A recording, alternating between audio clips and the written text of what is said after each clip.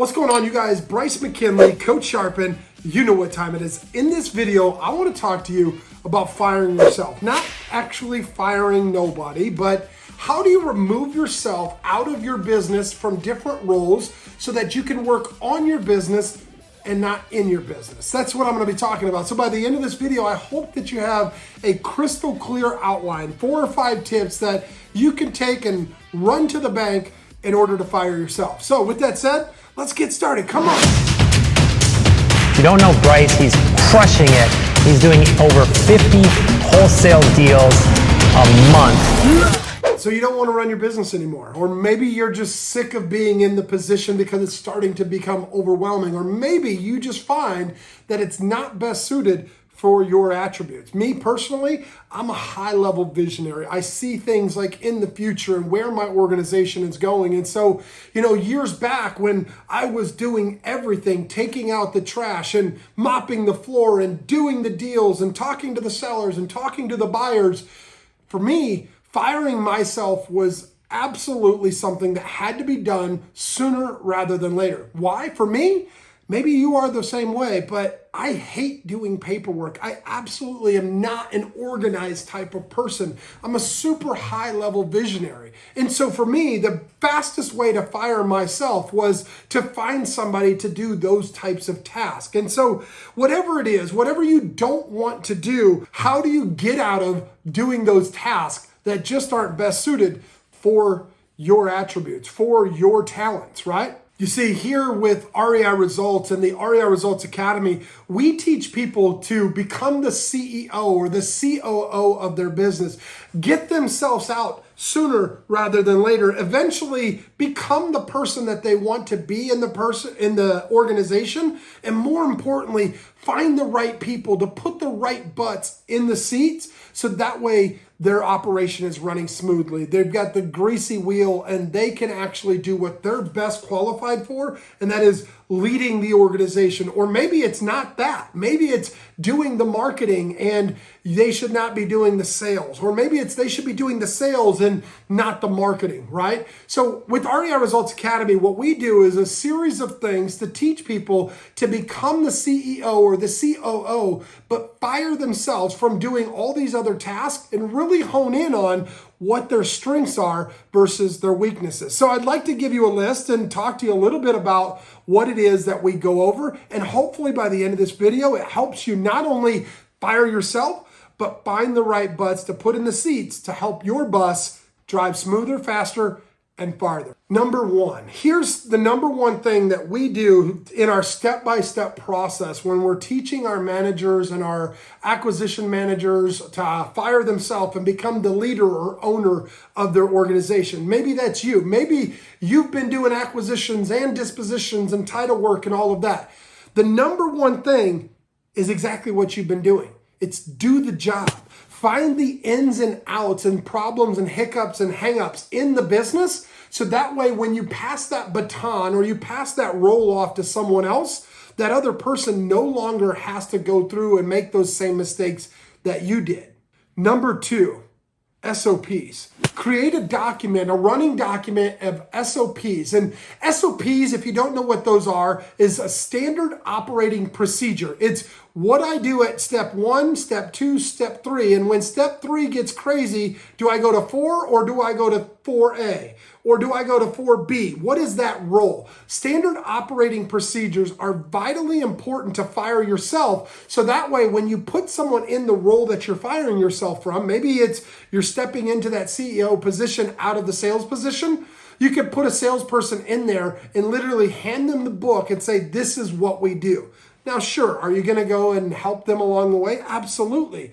But the sooner you get somebody in that role and have them take ownership of it, you as the owner can step out, fire yourself out of those roles, and take control of your business. So map out your SOPs, your standard operating procedures, so that way, not only do you have a duplicatable process, but you can put a person in that process and run it for you. Number three is getting the right person on the bus. Remember I talked about filling those seats up, right?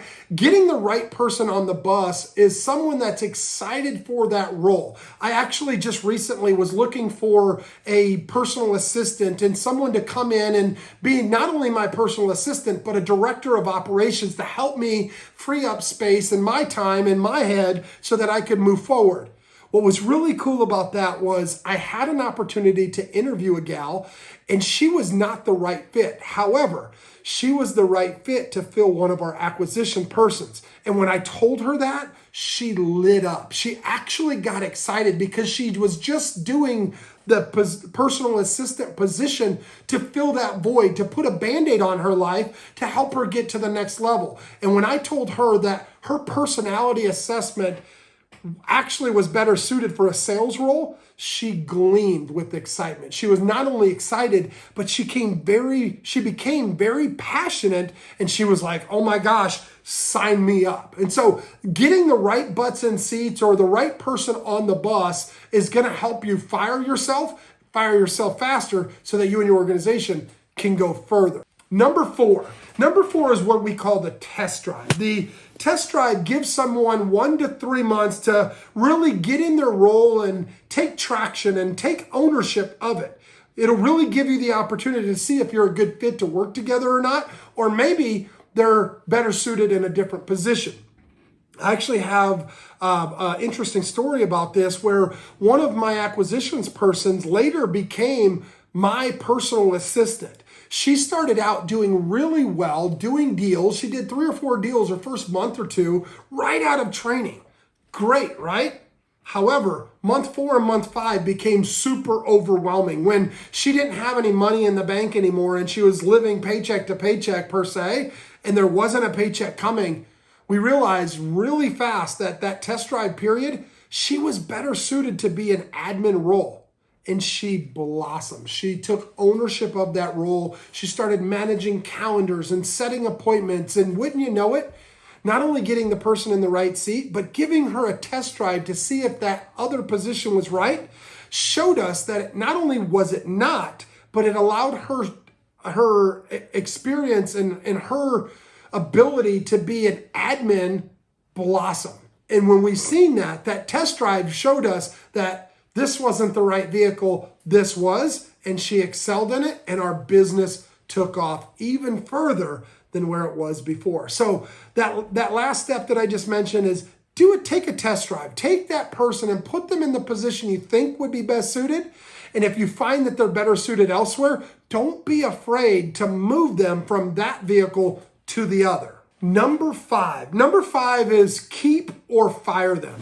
You know, there's the old saying in business, hire slow and fire fast. And I believe that. I believe that you should take your time onboarding a person and getting to know them so that way you know that not only are they a good fit, but maybe, just maybe, you see potential in them somewhere else. But the moment you see that they're checking out, the moment you see that they're not fit for the position, you need to have a conversation with them. Hire slow, fire fast, keep them or fire them, make the decision, stick by it, and learn from it. And you'll find not only will you get better results, but you'll go further, faster, and better each and every time. Last but surely not least, when you're thinking about firing yourself, you need to be thinking about moving up the ladder. Like, think about all the hours in the day and what you do best and what you despise doing. And if you despise doing these talents over here or these traits or these characteristics in your business, start moving yourself up the ladder into the position that you need to be in to best suit your business. And not only that, it'll better suit the mental capacity that you have and the wherewithal for you to thrive and live inside your business. And all that said, when you think about those different roles and those different tips to fire yourself, to raise yourself, your elevation in your business, you should really be thinking about who's best suited for this role.